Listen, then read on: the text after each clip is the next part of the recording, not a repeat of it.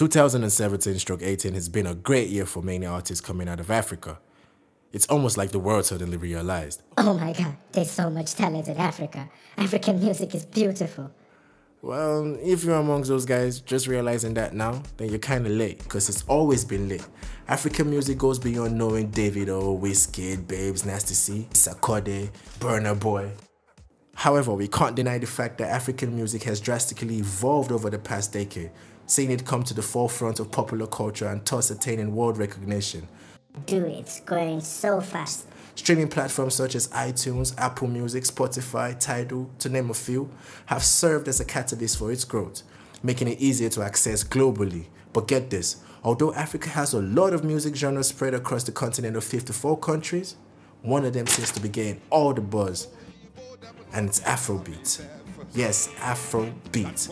I know you're probably thinking, what happened to the S?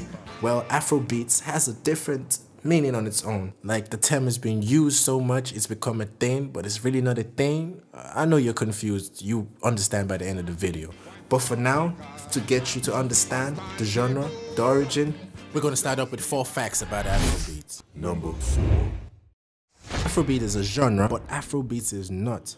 You know, I previously mentioned how the term Afrobeats has been used so much it has become a thing, but it's really not a thing. This is the session in which I break that down for you to understand. In order to do so, we've got to take it back to 2011. The term Afrobeats was coined by famous UK DJ and radio presenter DJ ABRANTEE. In April 2011, UK's Choice FM announced that ABRANTEE would become the new presenter of its drive time show. It was also announced that ABRANTEE would start hosting a new program entirely dedicated to African music every Saturday. This was at a time where African music only got little airplay on UK radio stations. However, the underground scene in the UK was already on the wave, which served as an advantage for DJ ABRANTEE. He named his show Afrobeats with ABRANTEE, which was launched on the 16th of April 2011. At this point, artists like the BANJ, Fuse, OGD were already filling up arenas in the UK. The BANJ even held its Coco concert in London around this period. He even brought Kanye on stage. Oh shit! With that being said, you can imagine the reception Afrobeat with ABRANTEE got from listeners. Bruh, it was mad. The show resulted in Choice FM gaining more popularity and even trending on Twitter. But if you're curious to know how he came up with the name Afrobeats, you can basically just say he categorized all the sounds that had some form of Afrobeat implemented in them as Afrobeats.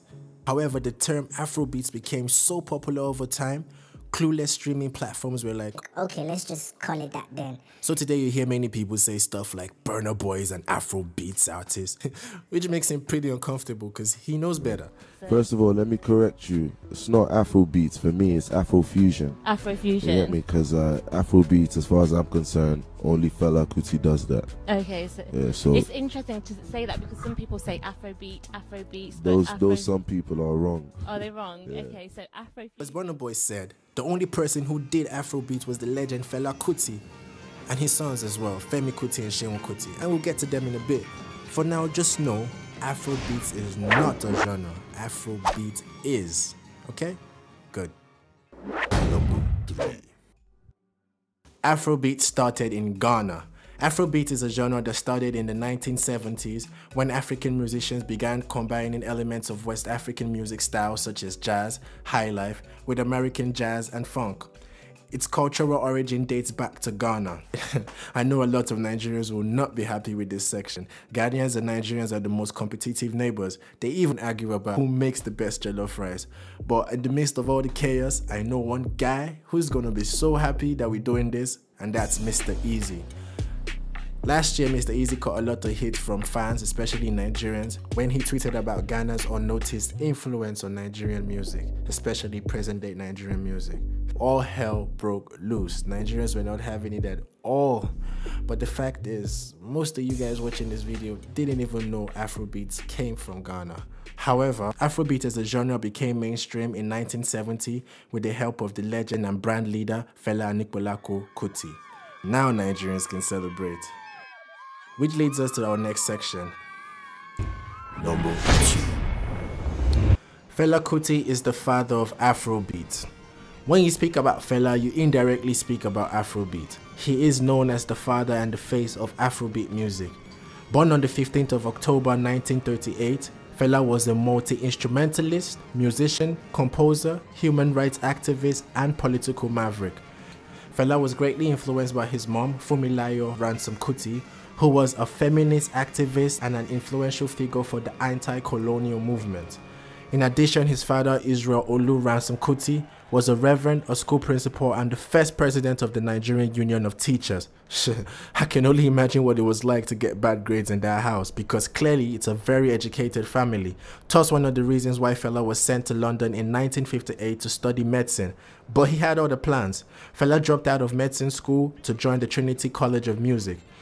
There he formed a band called Kula Lubitos. In 1963, he moved back to Nigeria to run his band, but afterwards he then moved to Ghana in search of a new sound, a sound that changed his music for good.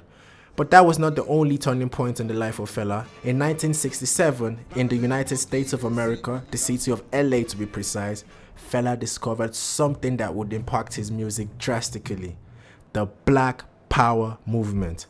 The Black Power movement is a political and social movement that fights for the equality, rights, and racial pride of the Black and African descent. Although Fela already had an idea of what it means to fight for your rights and beliefs from his mom, the Black Power movement greatly stirred up the hunger within him to stand for something. His political view and music changed afterward. Fela accepted the role to be a musical activist, which led to him renaming his band to Africa 70 and him proudly showcasing the African culture through his fashion, music, language, band, and even dancers. It is important not to forget to mention Tony Allen. You're probably wondering, who's that? Well, he was Fela's drummer for 20 years and he played a major role in the creation of the genre Afrobeat. Fela even once stated, "Without Tony Allen, there would be no Afrobeat." Fela attracted foreigners from far and wide to Nigeria to watch him perform in his nightclub, the Africa Shrine. Fela's music was controversial and a threat to the military rule in Nigeria, therefore resulting in several jail sentences and unlawful attacks on him and his family. Sadly, the hero passed away on the 2nd of August 1997. But his music lives on and his legacy remains. He is still celebrated to date in the annual collaboration ceremony held in African Shrine, Lagos, Nigeria. Number 1. Afrobeat has other sub-genres. The death of Fela was in the death of his music and legacy. Afrobeat lives on and has bettered new music genres over the years that have spread across the world. Under Afrobeats, many subgenres have been created, such as Afro-pop, Afro-Fusion, Afro-Hip-hop, Afro-swing, and many others. Anyway, it's sad we've come to the end of this video. I hope you guys enjoyed this content, and if you did, don't forget to subscribe to our AFROCADE YouTube channel, like and share. And you can also follow us on Facebook, Instagram, and Twitter at AFROCADE. Peace.